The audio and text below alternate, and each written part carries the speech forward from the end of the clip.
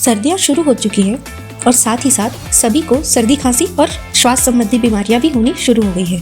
तो इसी टॉपिक में आज हम जानेंगे श्वास रोग की बेस्ट मेडिसिन अभ्रक भस्म के बारे में। हाय, मैं हूं डॉक्टर आंचल गुप्ता, MD IMA। अभ्रक के प्योरिफिकेशन मेथड के आधार पे दो भेद होते हैं, शतपुटी यानी कि जो 100 बार जलाया हुआ हो और सहस्त्रपुटी यानी कि जो कि 1000 बार जलाया हुआ हो। इसके प्योरिफिकेशन शोधन के लिए कांजी, गोमूत्र, त्रिफला, गोदुग्ध इन सब में 7-7 बार इसे गर्म करके डिप किया जाता है, फिर इसकी भस्म बनाई जाती है।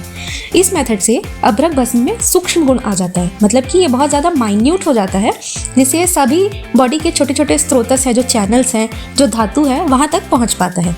ये योगवाही हो जाता है, मतलब कि इसे जिस भी दवा में डाला जाता है ये उसकी एक्टिविटी को बढ़ाता है, डाइजेस्टिव सिस्टम को सुधारता है, शरीर को नया सा बनाने में मदद करता है, ओज यानी कि जो इम्यूनिटी है उसको बढ़ाता है, शरीर की रोग प्रतिरोधक जो क्षमता होती है उसे बढ़ाता है।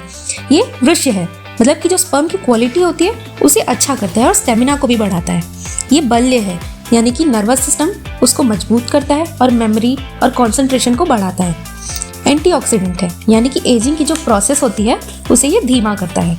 धातुगत इसके कर्म देखे जाएं तो अग्नि को बढ़ाता है, यानी कि डाइजेशन को ठीक करता है और जो न्यूट्रिएंट्स होते हैं, पोषक तत्व होते हैं, उनका एब्जॉर्प्शन बढ़ाता है। ब्लड प्योरीफायर है और जो हीमोग्लोबिन होता है उसे भी बढ़ाता है। शरीर को बल देता है, फैट को कम करता है, यानी कि जो मोटापा है उसे घटाने में मदद करता है। हड्डियों को मजबूत रखता है, जॉइंट्स को अच्छा रखता है, इम्यूनिटी और नर्वस सिस्टम को सपोर्ट करता है, वाइटैलिटी और स्टेमिना को बढ़ाता है।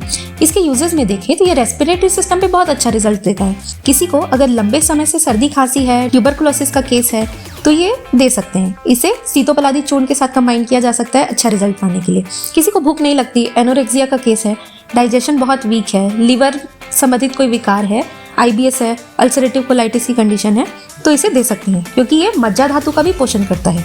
इनफर्टिलिटी का केस है, कंसीव नहीं हो पा रहा है या वीकनेस है या पीरियड्स में तकलीफ होती है, तो ये स्वर्ण भस्म या अश्वगंधा के साथ कंबाइन करके दे सकते हैं। पैरालिसिस है, मिर्गी की समस्या है, थकान रहती है या मानसिक दौर्बल्य है, तो शंखपुष्पी या ब्राह्मी के साथ इसे लिया जा सकता है। हीमोग्लोबिन कम हो या इम्यूनिटी कमजोर हो तो भी इसे दे सकते हैं। यदि लंबे समय तक किसी को कोई बीमारी हो और उसके चलते कमजोरी आ जाती हो तो इस कंडीशन में भी इसे लिया जा सकता है। यशत भस्म और शिलाजीत, जो कि दोनों अपने आप में बल्य है, उसके साथ इसे कंबाइन करके दिया जाता है।